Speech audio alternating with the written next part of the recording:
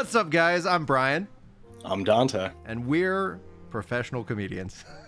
That's a good joke. Exactly. That's a great joke. Dude, I thought I nailed that one.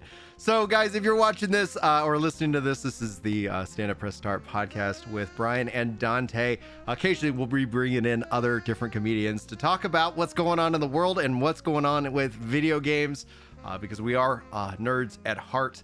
But we also like to get up on stage. So thank you so much for your attention. Dante, I saw your message in our little pregame chat talking about some Hades. Do we want to open up with Hades, or do we want to open up with Biden Watch? Where is Papa Joe? We were talking about Hades a little bit last week, and tell you what, it murdered my Saturday night. Oh my God.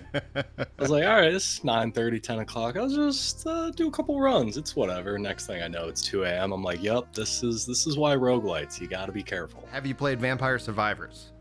No, that's another one that I've heard many good things, but again, it's like man. The roguelites, the 4X, the like turn-based games, time escapes me when I start playing those, so I got to be careful with those titles. Dude, yeah, that's something that really caught me off about Vampire Survivors. Now, I actually have purchased Hades and Hades 2, but as as somebody who continues to copy himself in the form of little children there.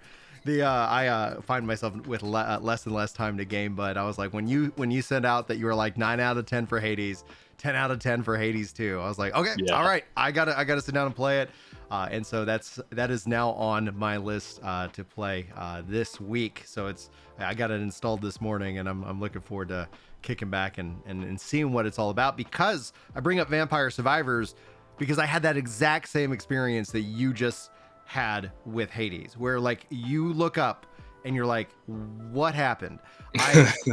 And for those who don't know me, like I try to get in bed by 9 o'clock because I usually get up about 4. I like to go to the gym and work out, things like that, right? These are important things for me this year. I've lost over 75 pounds.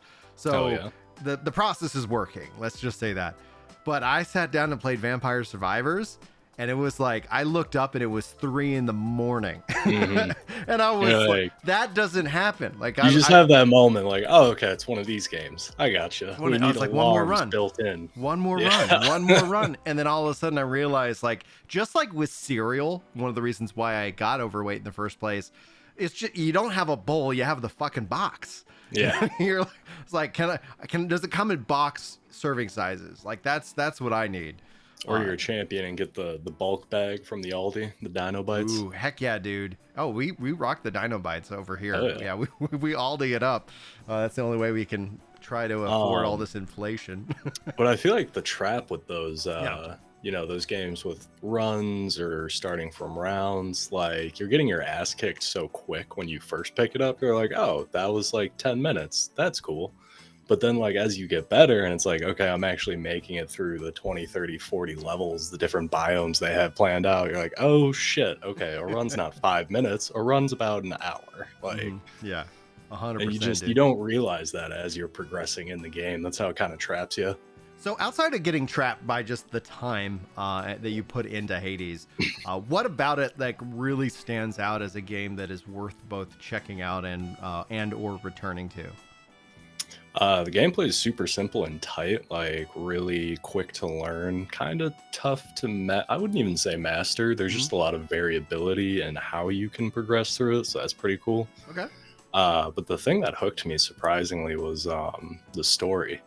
Like the first time I played it, I think I just kind of like button mash, get through it, whatever. But actually sitting down and reading like the dialogues and being like, oh, okay, he's the son, Hades is dead, that makes sense, trying to get out.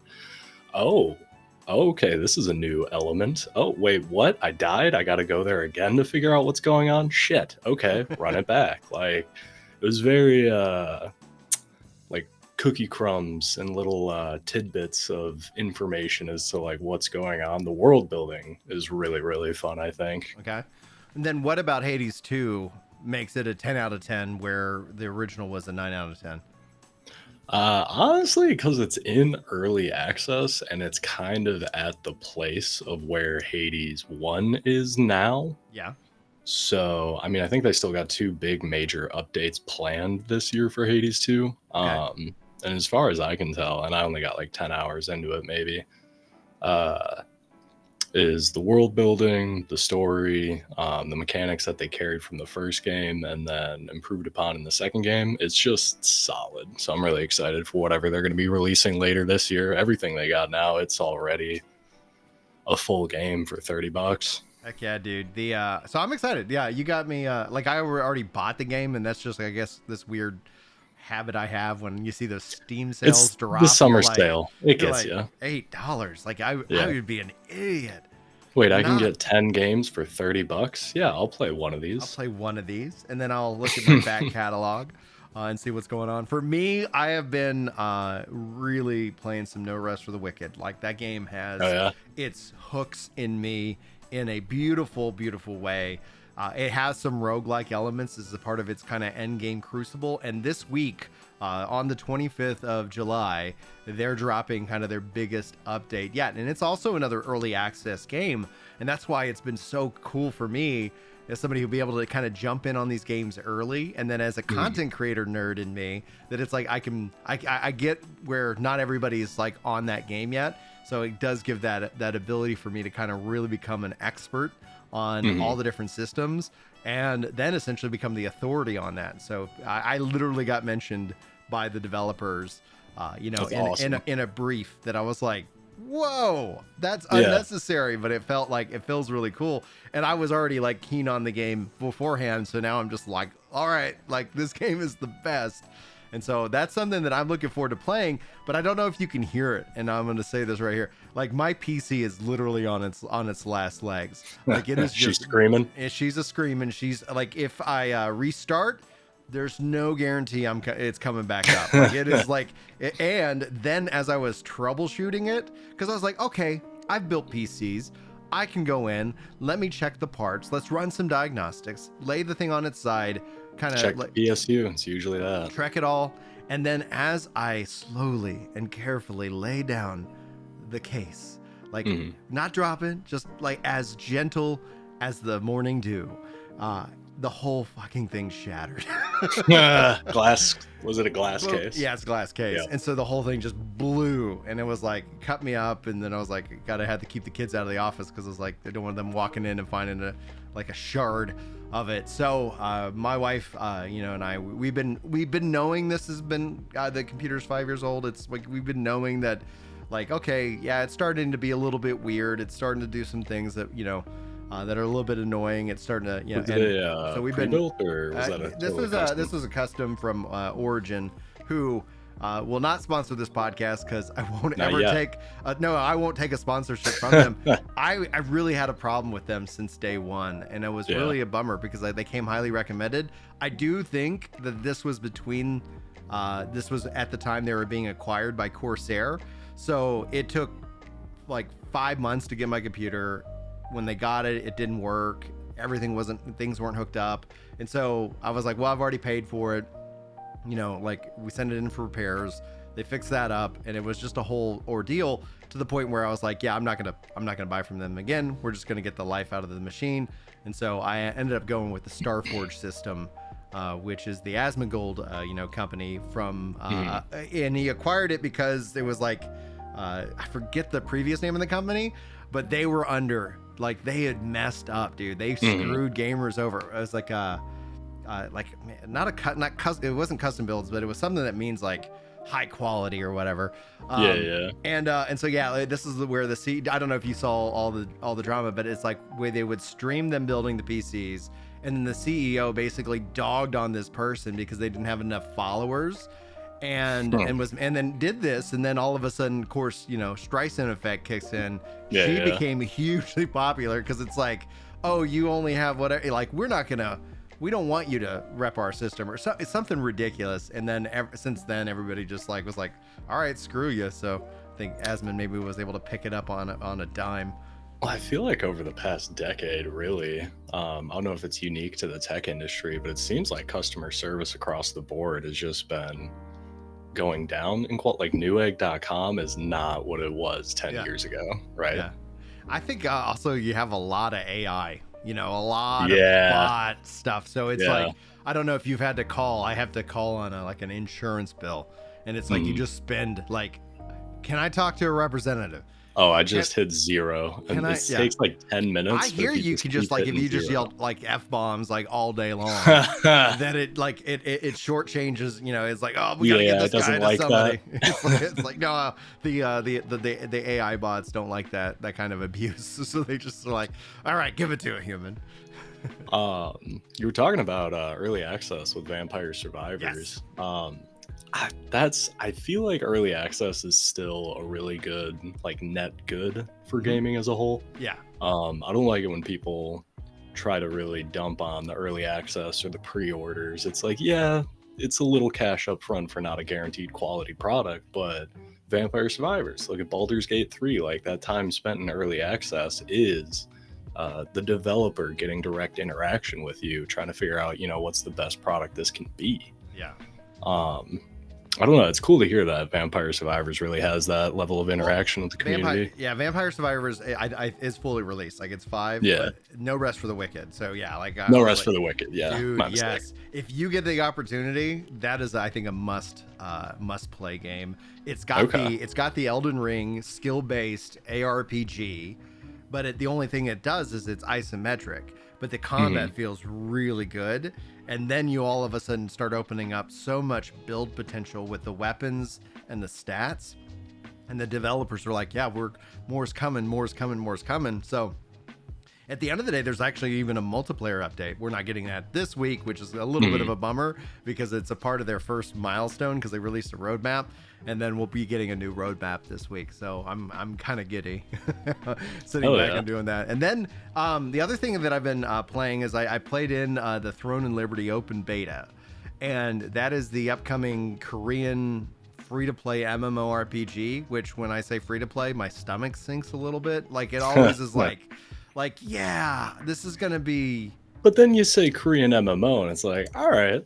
They put out some pretty quality hits in the past. That's what I found. Like going into pre-beta, like I played the Korean version and I was like, all right, like, okay, I see what they're doing here.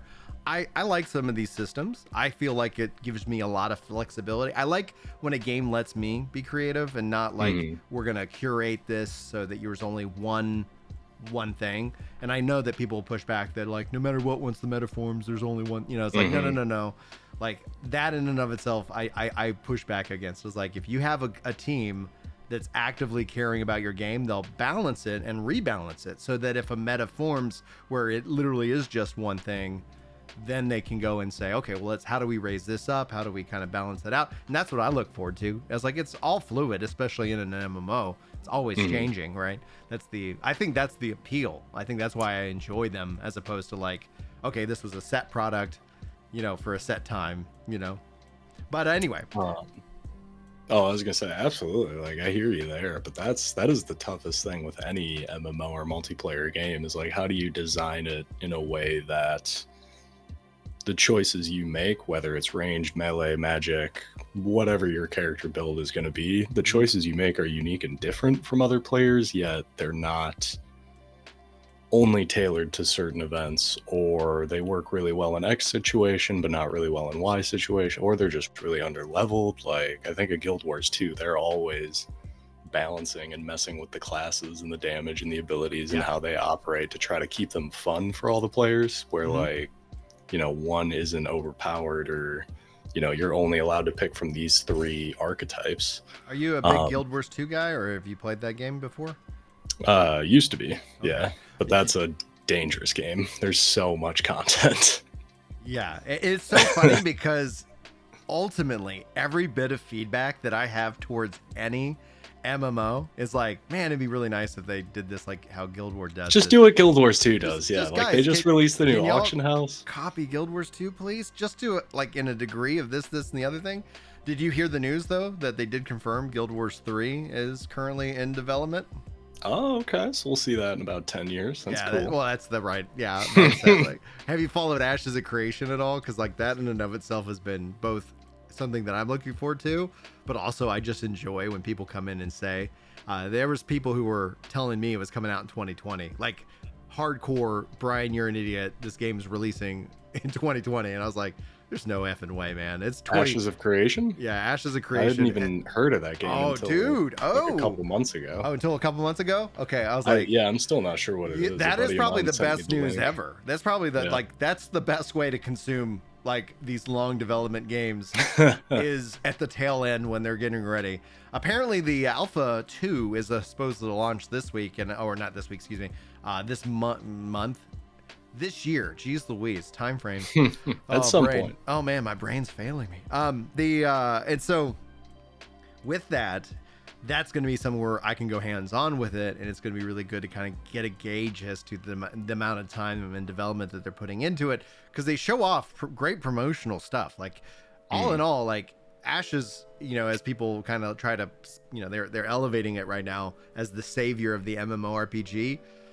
However, with every MMO, it's like no matter what, there will be a population collapse. Whoa, savior. What's wrong with MMOs? Like, what? It depends on who you ask.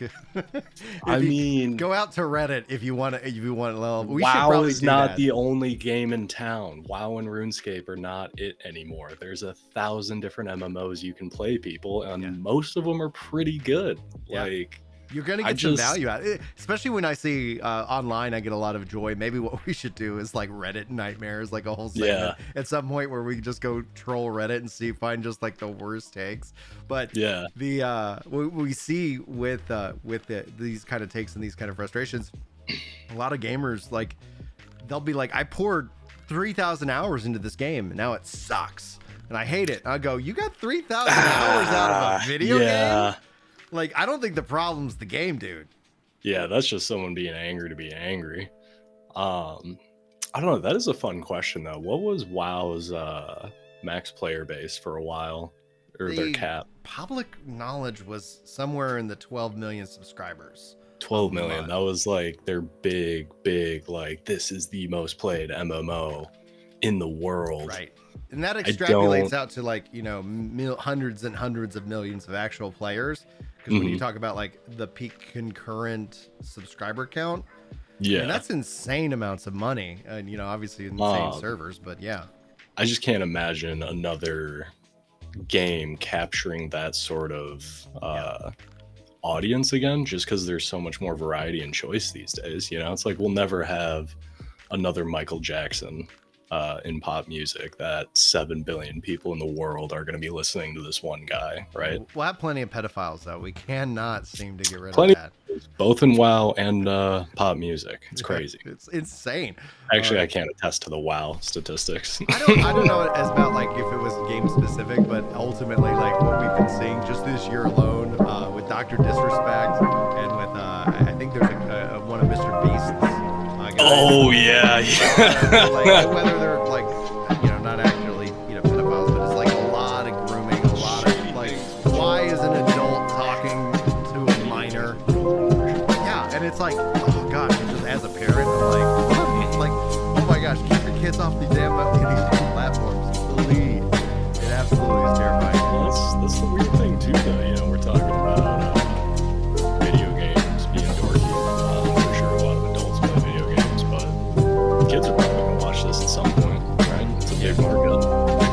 Yeah, especially with YouTube. Just like I know that we severely restrict, like, we have if we watch YouTube, it's with the kids. We're never letting them by themselves ever. Like, it's just If you're a kid watching, don't do drugs. Be nice to your parents. Listen to them. Respect. Don't steal. Respect their authority. I think that's all I got. Clean your room and tell your mom, or call your mom if you're here with him. So it's interesting because we've seen obviously that kind of drama unfold. This year alone, it just feels like some big names, are getting hit, and I think that's just the cult of celebrity. You know, the streamers, the comedians, the actors, the directors. It's just that hemisphere is not great. I don't think. I have serious concerns, but don't move to LA. Should be fine.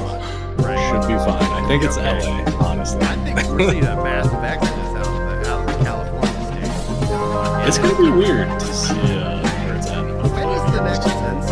That's the thing that has been in the back of my mind this entire time, because like that will tell.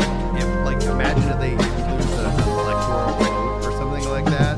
Oh, that'd be crazy. That'd be interesting. Or losing like House Representatives. Because those are the two things that are directly based off of population. And Texas, and I know Florida, and I see a bunch of conservatives moving out to Tennessee as well. Tennessee's expensive, isn't it? Yeah, well, I guess Nashville, because of the big music scene.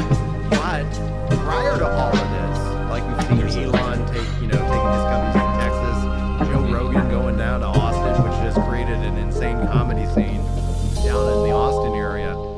Like those kind of big moves and those big shifts kind of have knock-on effects. So you see others like, oh, now it's safe to move on there. We've seen the same concept happen with Silicon Valley. Like they're building a new Silicon Valley down in Austin. So if you want to, like, as you're buying buying those that Trump stock from his surviving, you wonder if like picking up some land down in Austin area would be good. Any land in Texas is a solid investment. That's only going to go up over 10 years. Yes, and then some. And but then Florida and Nashville, so they've also tried to put out, hey, we're going to build out our own Silicon Valley base, coders stuff, out there in Nashville, or at least Tennessee, because you get good. Yeah, you get that. You get a lot of entertainment. Like that, Nashville's an interesting choice. I've been out there, and it's a wonderful town. Like I loved it. It was great. Get to go Nashville's dancing, awesome. Tons of music, and it was just even if you pop into like the dumpiest dive bar you can find, they will have like professional football stadium quality sound. Yeah, like all of the music in Nashville is insane.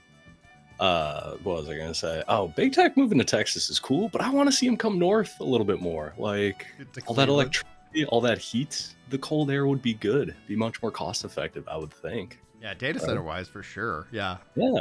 Put that down in the smoldering heat in Austin, like you're just begging for a power outage, right? Yeah, we had that with the big old freeze too, not too long ago.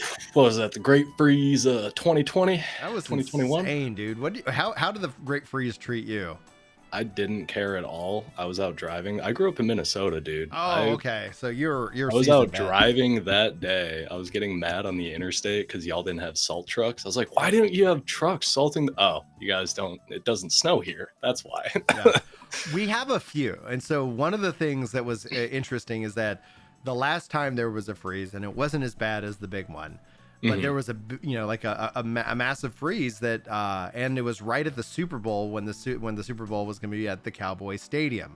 So any and all salt trucks, any and all road equipment was prioritized for the Super Bowl so people could get to it, because they didn't know if they would be able to, like there was a question where they might have to cancel the Super Bowl because people can't get to that. So me and my wife for that one were stuck inside, no kids that time. For 4 days, and after 4 days, like we finally were able to start like making progress to go outside, and it was like, oh man, that was rough. And then it became even worse when you had 6 kids trapped in and couldn't go outside because of the big freeze. Like, man, I tell you, there was you run out of use home the bathroom. Let me in.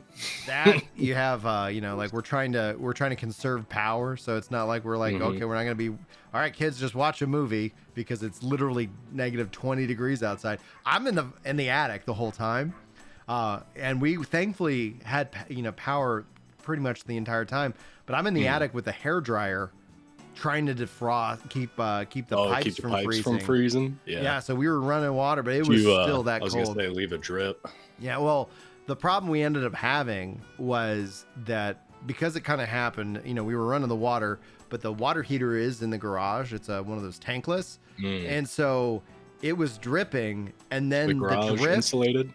Yeah, and but still, that's like it was still negative 6 degrees in the attic, despite all this, because it was that crazy.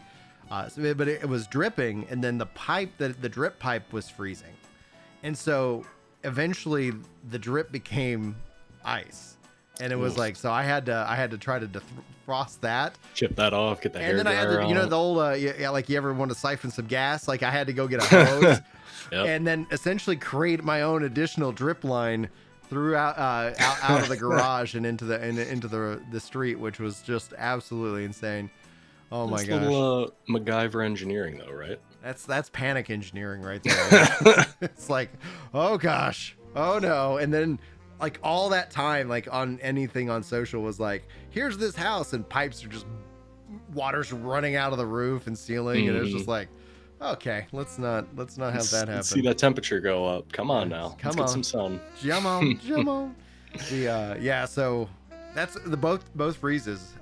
You know, it's like there's not a lot of, oddly enough, not a lot of game time, not a lot of electricity, which is like, well, all right, I'm playing my handheld for a little bit. But hey, you know, maybe the PC gets running, that heats up a little bit, provides some warmth. That's you know, right, dude. That's the other thing that's always kind of crazy is that finally I installed a fan in the office, because like during the summer it was just if I was doing a podcast or with the computers, because I actually have multiple computers because I'm that much of a nerd. And you have liquid cooling? Yes, liquid cooling on the still, PC. Still gets toasty. It still gets warm, and that's one of the things. Again, back to this PC not being pleased with it. Like it always felt like it ran really loud. When it did arrive, one of the components that wasn't hooked up was the liquid cooling, so it kept turning itself off. So I was like, what the heck's going on with that? And the long short of it, that's why I'm like really interested to see how the new PC acts day one versus this one. But then I start seeing, and people start sending me news that like Intel's really effed up. So the new PC is going to have an i9 in it, and they're like, yeah, the 14th generation, you know, Intel processors are all like failing. I'm like, oh, good light. Why didn't I didn't have an option for AMD or something? I feel like traditionally Intel has been technically better most generations, but I don't know. I like AMD just because I feel like AMD is a little bit more accommodating if you want to go different brands or do different parts in your build. Yeah. Intel kind of forces you to narrow down your MOBO selection or whatever you want to set up. Yeah, so I have the current one is in AMD. And then with the GTX like 3080 in it, and then the new one I actually went and decided, I was like, all right, well, if we're spending this much money, I might as well just get the 4090. So it's gonna have that in it, which will be a little bit of ray tracing, maybe a little boosts. And as somebody who primarily plays on games on cloud, it's only going to be used on games that don't run on GeForce Now. It's like, oh, okay. That's the thing. Like every game, every week when they're like, this game that you own is now on GeForce Now, I'm like, right click, uninstall. I'm gonna save some hard drive space for sure. Oh man, especially like when you start looking at like Call of Duty at 300, 200, 300 oh my gigs. God, they're so bloated now. Well, then that's the funniest thing about the console wars. I was like, y'all be running out of space. You can put 2-3 games like installed on your machine? Oh my goodness. Like, yeah, that's something that's going to be a real problem here in the near future. Tell you what, it took me a while to admit it, but there is, I think, one big benefit to the consoles over the PC. The separation of space. Like if you work on a computer a lot, it's so tempting when it's just right there. Yeah, you're just like, all right, boot up a game. It's like, yeah. Well, and then you start playing Hades and you lose a whole weekend. You're like, shit, it's 2 a.m. There it is, every time. For me, the separation comes in. That's why I spend a lot of time gaming on a controller as opposed to keyboard and mouse. Versus the keyboard mouse. Because That's a good little. I do typing all day, every day. I remember when I first got out of college and was working in the hospital. I remember one guy went and bought me a quiet keyboard because it apparently was driving him nuts, because he was like, because I just like, all right, like it was, like a mechanical keyboard. I'm like, and he's just like, he's like, I can't handle it. I was like, all right, thanks. And then I used the quiet keyboard and didn't have any problems. I was like, this is great. But yeah, that's similar run-in with a roommate. He said, you can get a quiet keyboard or you can move out. I was like, that's fair. This is pretty loud. Boom. Tend to wait until midnight to write these papers. That's on me. Oh man, dude, nothing like a good deadline to actually get you off your ass to do things, though. It's the fight or flight like no other, right? Yeah, well, exactly. Do you have ADHD or anything like that? Probably not diagnosed. Yeah, I'm not. I don't think I have that. My wife does, and then my daughter. We found out that she did because we're like, all right, well, let's keep digging into it because there were a couple of signs, and it was like, all right, and then that was an expensive process, but at least we were like, okay, now we understand. That's why I'm not diagnosed. It's like, for an adult, I'm like, whatever, man, you got to figure it out. But for a kid, like trying to, like, all right, why are we struggling in school? Like all of a sudden, so it was like interesting. But it's so fascinating, especially with ADHD brain, that how it shows that putting that fight or flight, that pressure, they like you excel. Like there's strengths and weaknesses to it. Like there's like, I'm really good under pressure. Okay, great. But like you don't have a deadline, and it's like, all right, we'll get around to it. Like when are you gonna do that? At some point, I know I will do it, and it will get done. But unless it needs to be done by today, it ain't happening today. Yeah, I got other things I could not do today. Right? Exactly. Yeah, plenty of things. That's always the thing that I hear. Go ahead. Oh, I was gonna say, you brought up Biden watch earlier. What's going on with Biden? Anything new there? Oh my gosh, dude. Oh yeah, he dropped out. He dropped out of the race. That's a pretty new thing. I tweeted out, I'm sure other people have already made the same joke because it just seems like it's a natural tee up. But it's like, it's so crazy how that bullet missed Trump and killed Biden's campaign. It's like, nice. Gone. But here's the crazy thing with Biden watch. Where is he? No one has seen him. I think I could be wrong. I don't know by the time this goes. He's got COVID, right? That's what the word on the street is. However, probably not looking great. No, probably not looking great. And I just wonder if Kamala's over there just kind of like, all right, Joe, we all love you. Go into the light. Like that photo of the guy by the grave. Like, oh, that meme will happen if that ends up being the case. Hope you recover from COVID. So that's what I've been like obsessed with. Like, hey, like do we have a president right now? Like, is this some, is he alive? Is he, I mean, have we had a president the last year? We haven't. Like, yeah. At a minimum, yeah. That different. You know what I mean? Like, if this was Obama getting sick and no one's seeing photos of him, I'd be like, oh shit, what's going on, Bear? Yeah. You good? What's happening? But I'm like, it might be nap time for a while. You know what I mean? The big like, nap that's time. That's the place we're at right now, and it's weird. It's this year alone, and it's only going to get weirder from this point get so forward. Strange. And another word for strange is historic. Like, yeah, we're living through another round of historic times, and it sounds like Kamala is going to be the nominee, but I think she secured it. I don't know if it's secured until I don't know if it's secured until the convention, because it was said that they wanted to have an open convention, which I actually was like, I hope they have an open convention, and even if she becomes the nominee, that's fine. But it's like they hid Biden. They prevented a primary. They should at least, if they're going to, pretend to be Democratic, at least go through an open convention. Otherwise, it's gonna be like, yeah, man, like, what's going on? You've taken the power away from your voting base, and so that's why I'm so interested to see what the Democrats do, and then also like, is Joe Biden, is he still here, or is he on his way out pretty soon? Yeah, we'll see. I really hope they do an open convention, and this is probably a terrible idea, but it'd just be so funny if Al Gore came out and was like, hey guys, notice how shit's hotter these days? Crazy, right? If only someone said something like 20 years ago.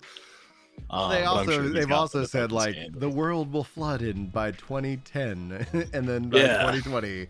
And then so it's like, guys, stop putting time frames on things. Yeah. Because then we just look back and we say, I don't know if we can trust it. Well, I mean, we are a degree hotter on average in the past 20 years. Yeah. I'm not denying like that, that increase, but we've also seen the planet has increased its greening by over 20%. So the desert. It helped a lot with that? What? COVID. Honestly. Just get people off the streets. Off the people road? off the streets, industry. We had like 2 days where there was like 5% capacity of actual shipping, manufacturing, like all industry running. We saw forestation return in the Amazon in a week. Like what? The Amazon wants to grow, man. Like if we just shut down all our human bullshit for 1 day a year, global warming would never be a thing. I would do that if we could get rid of daylight savings time, because fuck daylight. Didn't we get rid of that? We almost did. I thought we voted. It's like some states the House don't do it. unanimously did. Yeah. And then the Senate decided that they wanted to keep it. Yeah, because I heard it was for farmers, but like not really anymore. So there's rumors that it was for farmers, and then it also was more or less what I've heard recently is that was actually just fake news. It was actually about the wartime effort in trying to preserve fuel for wartime. And so it's how does daylight factor into fuel? Because if you have more daylight, like they just didn't run it. They didn't run it. Okay, I got you. You know, so it's. I don't think that even worked. So I think people were looking at the results 60 odd, 70 odd years later, and it's like, yeah, it's that just hasn't. A thing. We've shifted to an electric grid system. Like, there's been other advances, and it's like, no, we're still consuming. Just a thing we started doing. We didn't ask why, and we're not going to stop doing it. Follow along, Patriot. Don't ask questions. Oh my goodness. Yeah. So that would be interesting to see. I would happily be like, all right, guys, what a great holiday. Like, we're just gonna like an actual Earth Day. Just sit at home, run your appliances low, don't drive. Like, we're not manufacturing today, because it's not even us. It's the manufacturing. It's the shipping across oceans. It's these mega vessels burning thousands of gallons of fuel in 6 hours. You want to get your blood boiling though? Oh, don't. Do I need this on a Tuesday, Brian? We're going to fix the world on this, like, very, very small comedy podcast. Right. You remember the advertising that they did with the Indian, like back in the 70s, talking about recycling? Like it has him with the tear. I was a Captain Planet generation. Oh, dude, Captain Planet. Okay, yes, absolutely. Yeah. But it's been since memed on, but there was this time where they put out this whole series of ads, and it's a Native American who apparently wasn't a Native American. Yeah, it's just some like Mexican guy. Or I think he maybe might have been Italian. But, hey, that wasn't my people. It probably was. Probably was. It's like, oh, you got a gig?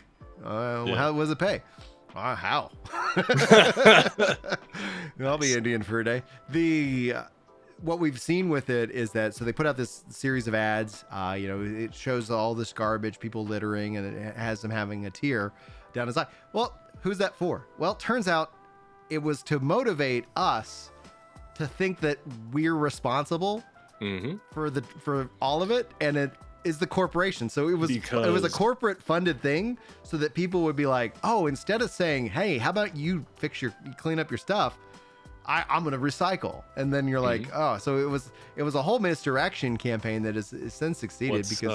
What's cheaper, gaslighting a populace or actually manufacturing things properly and safely? Gaslighting, baby, every time. Reason.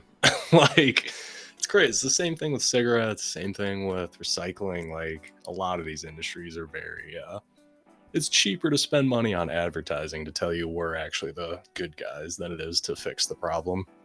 Or to just pay a fine from whatever agency. That's a perfect segue to talk about this podcast sponsor, Pfizer.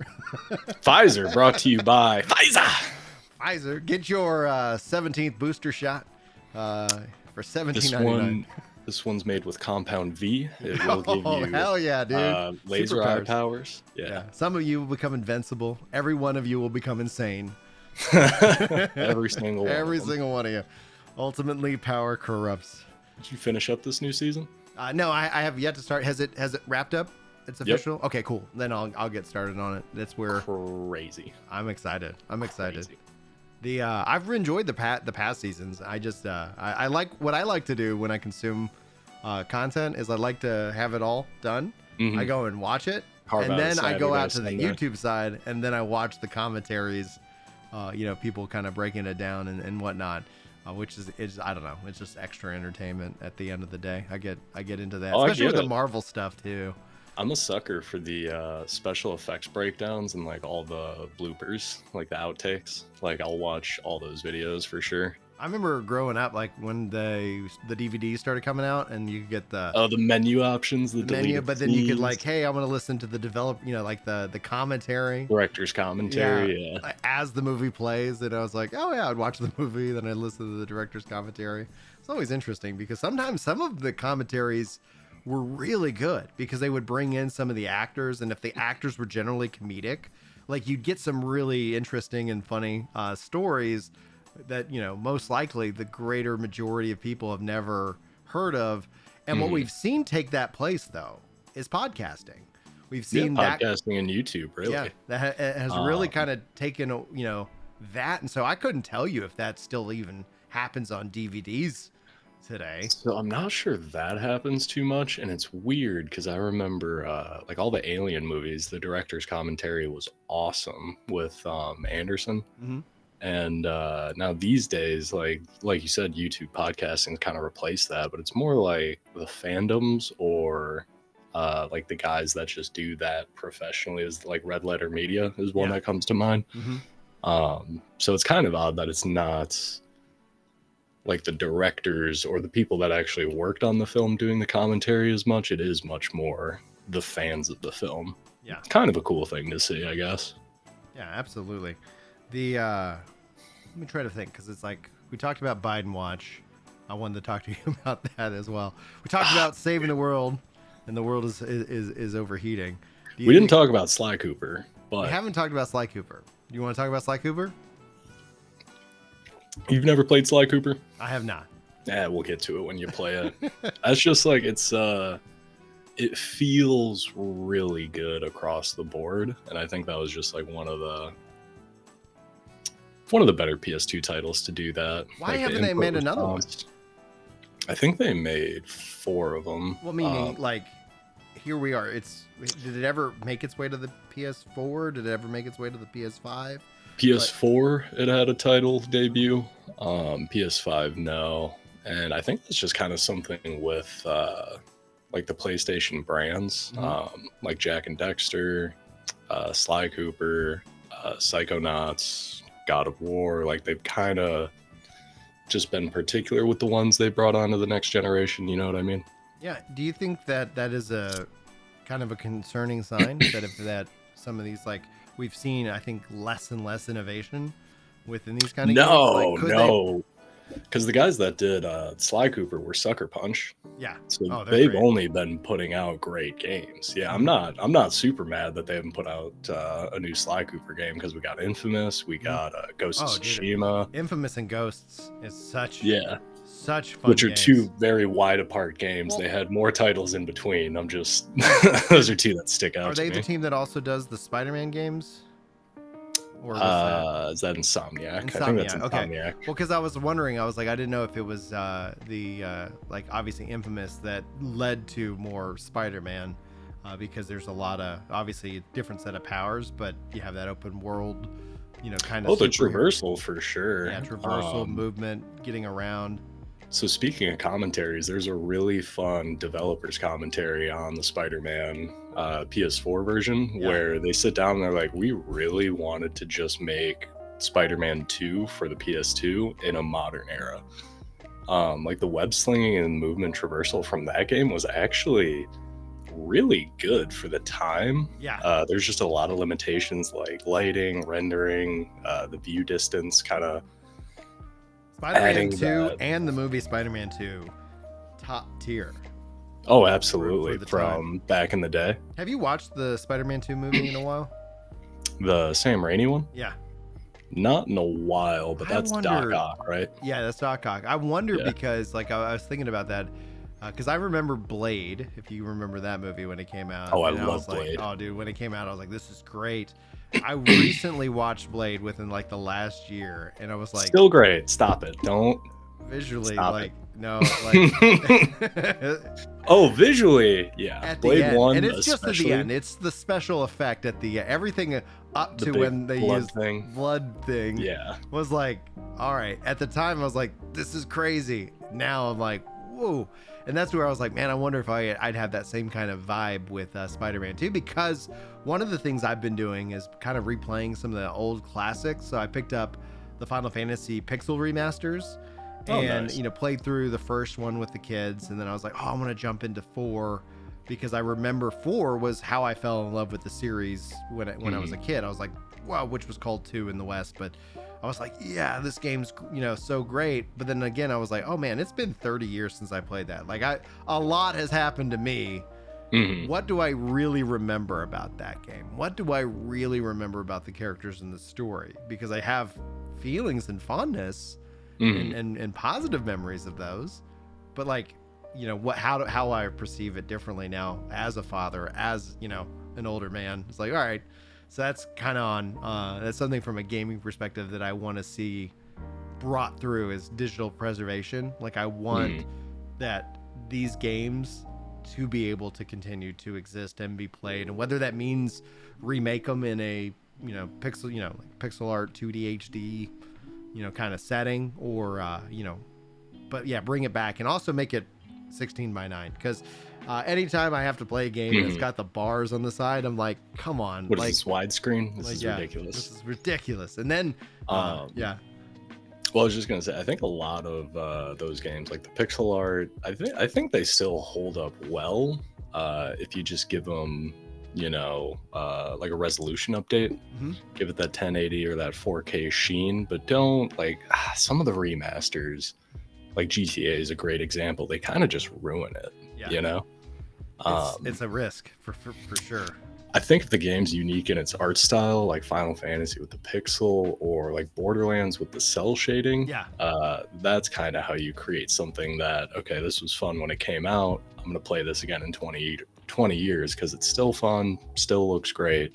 Still, it's kind of like unique to this game, right? That's the most surprising thing, that when I look back, because I used to be a diehard Nintendo fanboy, and when it was the GameCube era, and that was right around I think the PS2, like I think that's the same generation.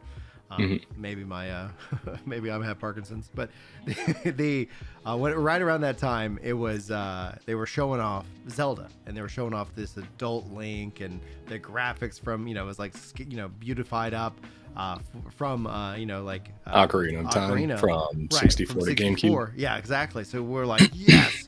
And then we got Wind Waker.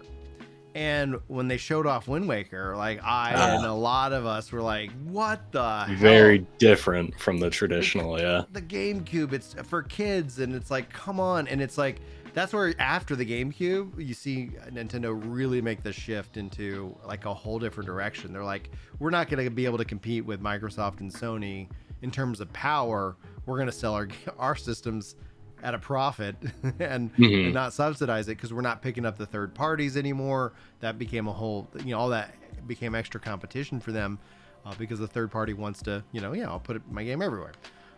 But we saw that, and I was so frustrated. I was so angry because I felt bamboozled, and I thought Nintendo, I was like, what are you doing? But here we are. One of the best Zelda games. I would say probably I'd say top 5. Easily. You're gonna put it number 1? 1 or 2 for sure. I think Link to the Past. I'm a slut for Ocarina of Time. I think Ocarina is probably my number 4. I think Link to the Past could probably be my number 1. But now the only thing that pisses me off about Wind Waker now is it's not on the Switch. Yeah, not yet. They will, I'm sure, do a port within the next year or 2. Yeah, but that's also kind of the genius of cell shading. Like, it's timeless. Now it makes those games look really good. The artistic direction, the art style of these games doesn't feel like all of a sudden you go back with that Blood Demon with the with a polygon Virtua Fighter 2. There's a big like, wow, there's a big gap in that visual fidelity where Wind Waker Godzilla movie with Matthew Broderick sticks out to me. That one aged horribly. So bad. Yeah, absolutely. What else are you doing right now? What's going on in your world of comedy? And you're doing the trivia stuff as well. Like, how is that going? Yeah, just getting the trivia started. We had 90s trivia last night at a bar about 30 minutes away. Really upsetting, actually. 1990, first rap song to hit number 1 on the top 100 Billboard charts. Any guesses? 1990 would it be what was the kids the they wore their pants backwards? Oh, seriously, it was Ice Ice Baby. Yeah, okay. Which is just like fine. Crisscross. Yeah, I was thinking of Crisscross, where they were like, I remember that being, I guess, sometime, maybe that was in the 80s too. Who knows? It might have been late 80s, early 90s, but that was just like one of the trivia questions. I was like, damn, really? Like, Straight Outta Compton was there like 2 years earlier? Nothing? Okay. No love for Tone Loc? No love? All right, that's fine. Vanilla Ice, he's the guy. That's so funny. So interesting too, because that song was everywhere. It's in the Ninja Turtles movie. And it's still a fun song. Oh, it is. But didn't he rip that off? Wasn't that? I don't think he ripped it. I think he got permission. It's the hook or the riff, whatever they call it, from Under Pressure by David Bowie. Yeah. Or is that Queen? Or is it Bowie and Queen? Well, a lot of music is inspired, etc. So yeah, it's always interesting. Yeah, it wasn't like Robin Thicke stealing music from Marvin Gaye situation though, where like Vanilla Ice, I don't think got sued by anybody for using that riff. Interesting, man. Yeah. It's a whole realm. Absolutely. So, what else is going on with you in your neck of the woods? Oh, nothing too exciting outside of that. Just hitting mics, trying to get some more venues booked for trivia. Yeah. How does that process go? Like, what is that? Just you cold calling a lot of these like locations? And be like, let me bring some trivia to you. So yeah, pretty much cold calling. I just pop in. Right now I'm hunting for venues that don't have trivia or events kind of going on that night, just because, I'm only working with 2 venues right now. So I don't have like a good portfolio or a consistent audience built up yet to kind of show. But my goal a year from now is get working with at least 5 venues. So I'm doing trivia every night of the week. It's an extra hour to an hour and a half of host time, really clean. Yeah. So that's reps at the gym, which is amazing. Yeah. And then at that point, I can go down to one of the breweries in town here that has like one of these companies do trivia where they're paying like $400 a night for a trivia night. Wow. And the company is just paying some kid $50 an hour, providing the decks. They just show up with their laptop and host. I'll do all that for $300. You know what I'm saying? Yeah. Like, I'll cut you a deal. Yeah. Like that's business is what it is. Just awesome, dude. Providing a product for cheaper. Yeah. And hopefully a better product too. You're like, all right, we had some fun. Yeah, we've only done 2 so far, but they've both been really fun. Even with lower turnout, compared to an open mic where, maybe 6 people show up and they just look like they're kind of held hostage all night. You know what I mean? 5-6 people show up at trivia. All right, we just turn it into 6 teams and it's kind of everyone against everyone. It makes it that little fun, competitive, gamey game. So it's been fun. I'm looking forward to growing it. Nice, dude. Nice. I've had a bad luck the last 2 weeks. So I've put my register because they changed up the arena so you can actually you fill out the form beforehand. Let them know ahead of time. And then both times, so last week and this week, kids got sick, and I emailed I messaged the host. I was like, hey, it's me again. Yeah, not gonna make it. I know I signed up. It's like, no. And that's like the worst thing about the in advance sign up, because now that's a bad look for you. Like, hey Brian, I want to sign up this week. Oh, your kid's gonna get sick again? I don't know, man. I can't control that. I know. The thing I'm sitting here thinking I'm gonna have to do next week when I sign up. It's literally been the day of, hey, I'm actually coming today. Yeah, like a little confirmation. I'm gonna confirm that I'm going to be there for you guys. I'm not canceling. Any fun new jokes you're working on? No, just essentially, I'm still working on kind of the nipple one for the last week. Of course. Yeah, I need to practice that a little bit. There was I keep kind of diving down kind of this rabbit hole, especially as it relates to being married for 14 years, and just being a dad and things like that. So I don't have anything prepared on the top, which is actually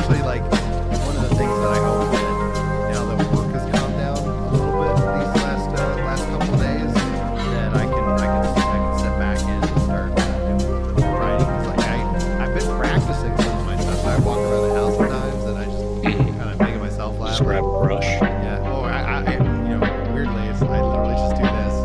Yeah, I have nothing. I have 100%. nothing. It's like, hey, what's going on? Yeah. Just act like you're holding the mic, run through your sets. Dry runs are amazing. Yeah.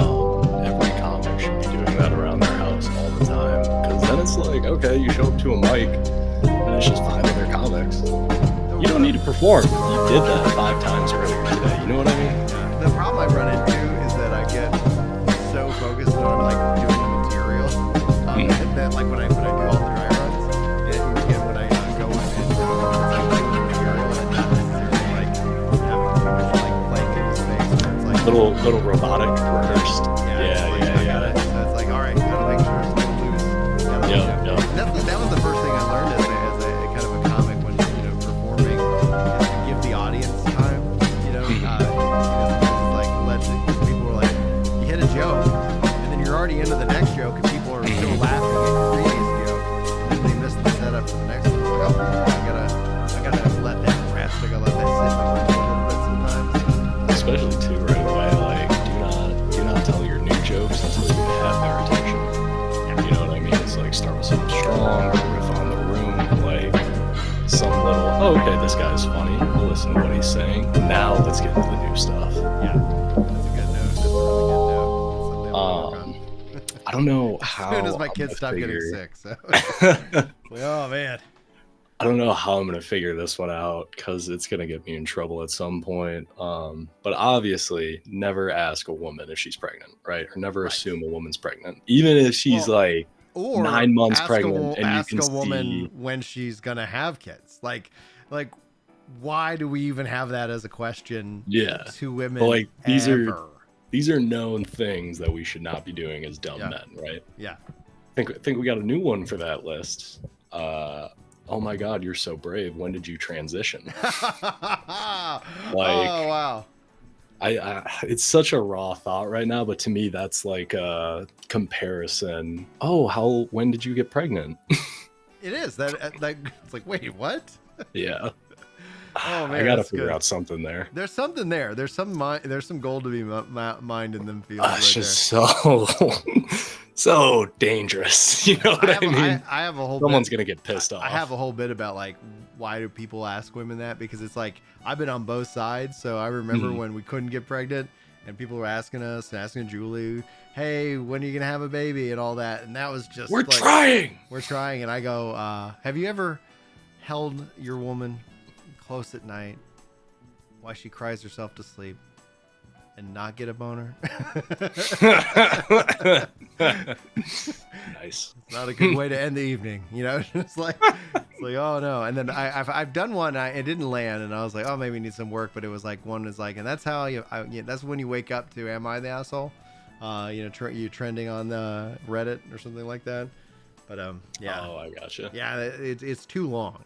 And it peters out a little bit. Right. And so then the other side of that was be like, okay, how can, like, is there a Reddit joke that I can set up before that would make that a kind of a good landing? So things that I think of that I haven't yet worked out. This is a little absurd. It might be more confusing than funny. Your wife cries herself to sleep and not get a boner. Well, guys, she doesn't like sleeping with the strap on, so I have to be Big Spoon. Like, it doesn't really make sense if you think about it, but it's just a funny term. Mm-hmm.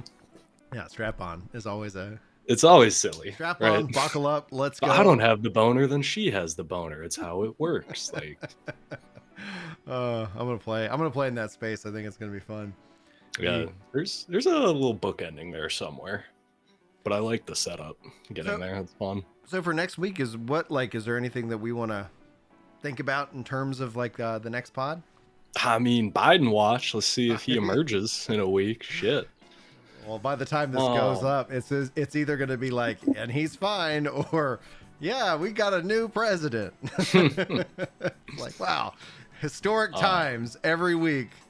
Oh my goodness. Yeah, man, I got nothing planned really. Probably just playing a little bit more Hades this week. So no other new games on the horizon. I'm gonna see if I can jump in on some Hades this week. No Rest for the Wicked is dropping Thursday. I think that's gonna consume my birthday.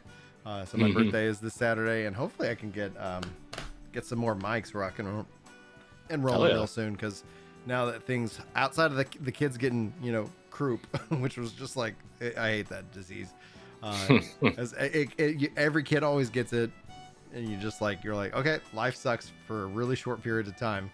But this is gross. This is fine. Yeah. All right.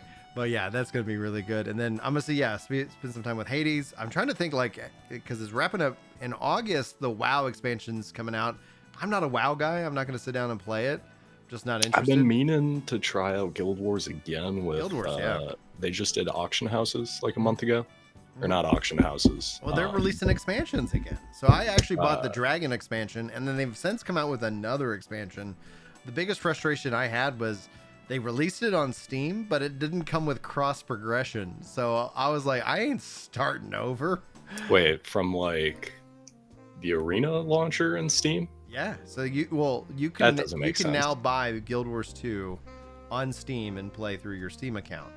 Yeah. And there isn't, though, a connection to your account that's not. So you can't just log in Brian M at Gmail on Steam and on the Arena launcher? Correct. And it's like, Well, that seems like a simple, just use the launcher, right? They didn't get rid of the launcher, did they? No, the launcher's still there. So that's where I was like, well, and the thing was like, I would have bought it all again on Steam just to have that convenience of just like, yep, here's Steam, here's the achievements, here's this.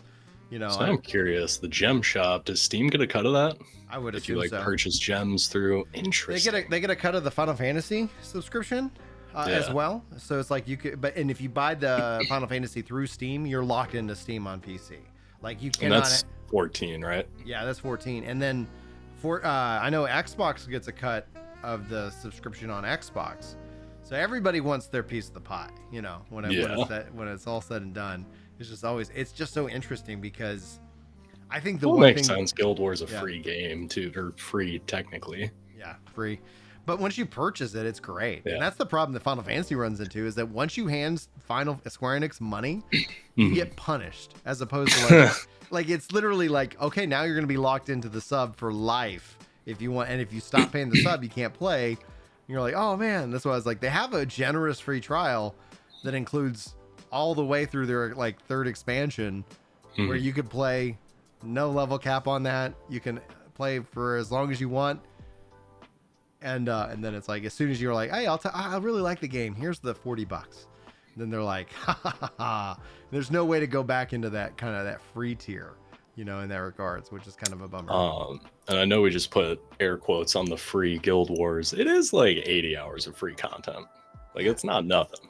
It's generous is what it before is. You start to get into the expansion. But then you buy it and you don't have to buy you're it like, again, oh my god, there and was you don't so have much to more subscribe stuff to it, and then you just have so much like it's like, all right, like when you look at it, if you think about like $1 per hour of joy that you get out of a game, like Guild Wars 2 is 10 to 100xing that, where you could just kind of really spend so much time into that world and not have to spend money every month. I think that's the real key.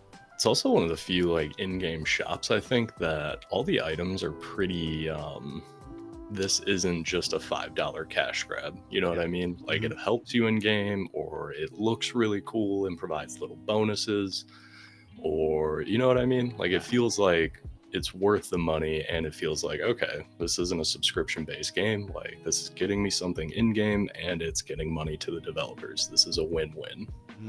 Yeah, and that's where you want to support the developers. That's where it's like, because it doesn't feel like they're going through your pockets the whole daggone time. Yeah. And that's where it's going to be interesting to see what happens with Throne of Liberty, because they're coming in at that free-to-play tier. So it's like you don't have to buy the game, or something. You don't only have so many hours to play. I really wish that MMOs just kind of did the buy-to-play, because then I think financially it puts everybody on the same playing field. Well, I really like too how they do the like there's the expansions coming out, $40 or $50, you get the expansion and some in-game currency, or $70, you get XY. Like the packages Guild Wars does, I think is really you're getting your money's worth. You know what I mean? I definitely agree with that. It's going to be neat to see though, as new MMOs start rolling out, what with Guild Wars 3 what model kind of ends up becoming the model. Because we've seen like battle passes kind of make their way into MMOs. I think they're finally dying. Fingers crossed. Give it like 3 more years. I think the battle pass will die. We will see. I think the only battle pass system that I like is the one that you get to keep the battle pass, so it doesn't put that artificial like timeline on your gameplay.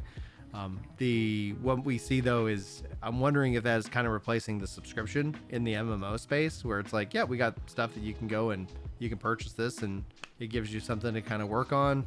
It might be like that could be something interesting, or what Throne of Liberty is doing is that they have an auction house and it uses a currency called Lucent, which is the premium currency. So you can get premium currency by selling stuff on the auction house, but the only way to purchase stuff on the auction house is via that premium currency, of which you can purchase, or you can go ahead and just do that, which you can then use that premium currency on the battle pass and on these different things. Can you farm items in game to sell for the currency? Yes, you can. And here's what they're doing. Kind of a Warframe model. And that's where it's like, I think there's going to be initial skepticism about it, but honestly, I think it's the most interesting, fair system, at least on paper. We'll see what happens in practice when it hits, the global scale of it. But in practice, it's going to be interesting to see how people actively respond to it, because no matter what, if you have player trade, you have real money trade. There is no way to fix this. Whether it's happening in game or on Venmo. Yeah. Exactly. It's that it is happening. And if you don't think it's happening, welcome to MMORPGs. If you have player trade, the way you solve for that is you either get rid of all player trade, or you make trading, completely arbitrary and secondary. But if you have something where it is a player-driven economy, you have that. But here's what they're doing, which is interesting. The items that are eligible to be sold on the auction house all come from the open world stuff. You can get a copy of that item by running an instance dungeon or something like that, but it is no longer sellable on the auction house. So if it drops through kind of instant content, which is more farmable, it is not player sellable. Bound. It's player bound. But if you get a drop in the open, because the dungeons are also open world, but they have smartly, I think, created instances. So if you're like, I just want to log in, I just want to run some content, you can go run that dungeon into the instance. It's going to match make you with players. But then if you're like, all right, I'm in the open world, okay, I'm going to go to that dungeon, and then you can make your way, and there's bosses and stuff like that to fight. But it is slightly different, because depending on the time of day, the zone might be PvP flagged, might not. I don't know. We'll have to see. I've heard a lot of really positive things from the diehard PvP community. That's like, yes, this is what we've been after since Guild Wars. Well, I think you sold me. I think I got to dive into No Rest for the Wicked. You do have to dive into No Rest for the Wicked. Absolutely. And then I'll keep you up to date on the Throne of Liberty stuff too, because that will be interesting. Especially, it might be fun to get your perspective once that game's out, as it relates to Guild Wars. Because just like with Guild Wars, there's always things that I look at, I go, hey, you should see what these guys are doing. You should just do that. But from an economic perspective, the inner nerd in me is like, I wonder if we're going to see a new business model kind of set, because 14 and WoW are the subscription MMOs. They're trying to come out with new subscription-based MMOs. I just don't know if the player base has got that. There's too many other choices to play. It's not like you only have one MMO. Black Desert and Guild Wars are more buy to play, or what would you call that versus? I would call those buy to play. New World buy to play. Then you have. What about something like Lost Ark? Isn't that like an Amazon game? Yeah, free to play. Throne of Liberty is published by Amazon. No shit. Okay. Yeah, dude, it's crazy. I remember Lost Ark. Moon Studios is the team behind No Rest for the Wicked, and that's the team that made Ori. And yeah, and so these guys know what they're doing. Like, so with Lost Ark, what did they do? Did they have like some sort of? It's free to play, and yes, they have the premium currency. What they did and what they're going to do with Throne of Liberty as well is they're going to sell like early access bundles, so that if you buy a bundle, you get early access, and then you get a little founder's title or something. Founder's title, perks in game and whatnot. Which, yes, I do purchase those. Like, that's the only that is my typically my only way that I'll ever play a free to play. Like, if I give a free to play game money, it's through a founder's pack, and then it's like, there, you got my money. Now what I try to do is try to get my enjoyment out of that. So it's like, did I get the $40 starter edition? Okay, I need to make sure I get at least 40 hours of fun out of this experience. That way I feel like, okay, I can set it down. I feel complete by this. But that's just just the math nerd in me going like, all right, like, because I don't like that's I a don't darn like to good spend deal. money. I don't like to spend money. So it's like when I do, especially when it comes to games, it's like, okay, what's the trade-off? And I feel like games, regardless of free to play, buy to play, like whatever, offer way more like value than like going to the movies. In terms of like a dollar per hour of entertainment. Now we're talking about the subscription model. I was just thinking, how are movies even still profitable? Because I went to a movie maybe a month ago. Me, 2 friends, $60 for 3 tickets at 5 o'clock on a Saturday. Without like any kinds of like snacks and whatnot. Yeah, snacks and additional stuff was like another $60 after that. And then you're like, this movie's coming to streaming services in 2 weeks anyway. Like, I was like, how do people still go to the movies? They do the subscription service at movie theaters for like $30 a month. You can just watch unlimited movies. Oh, wow. So it's like, damn, I go to 2 movies. Like now I'm just getting dicked on snacks, I guess. But like, well, they're getting you on the snacks. It's weird that subscription models starting to get into other industries. Yeah. I wonder if there's gonna be kind of like almost a cliff that kind of falls off where it's just like, you get nickeled and dimed every direction. So it's the same thing with like Hollywood, right? Like right now it feels like Hollywood is having a massive retraction because people aren't going to see the movies. And and a lot of people I think are going to get laid off or have already been laid off. AI is getting rolled out in a big way this year. It's alarming. I know it is. It is wild to see. And you don't need 15 animators to get a movie out to the public anymore. And that's you need within like Hollywood, 3. like within the world of development as well. Like I find that I use AI tools now, and it makes me a better programmer. Like I am much faster. It's like, okay, hey, I'm running into this error. Can we analyze this code base, see what's going on? And then it's like, okay, boom, boom. Okay, let me go now. Now you can fix that. It's just like, it is so helpful. It's wonderful. It's helpful. It just sucks that it's like, okay, right. Well, now one guy in AI can do 5 people's jobs. Yeah, exactly. And I think Hollywood's going to reflect that. But yeah. I got a meeting in about 15 minutes. Same here. Not to be all right. Yeah, cool. We got things to do. I tried to cap it, but then we started talking MMOs. I was like, this is great. Let's keep going. We could just talk. We'll talk all afternoon if you let us. The guys will be back next week. Tuesday. Next Tuesday. Well, I think these go up maybe on Thursday or something like that because I'm lazy. We talk on Tuesdays. That's when that's where you can start to time gate it. Where like if Biden watch, you feel like guys, we already know. It's like, well, okay, they filmed it on Tuesday. Anything happens with Biden tomorrow or Thursday, we're not going to talk about it. We have no idea. Neither of us know. Please don't bring us before Congress. Yeah. Even if something does happen, we still probably have no idea. We're not we're not the brightest bulbs. I don't know. I like telling fart jokes.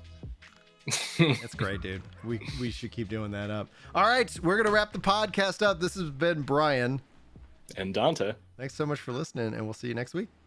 Don't do drugs, kids. Yeah, and don't talk to pedophiles online. And don't steal. That's rude. Wait, what?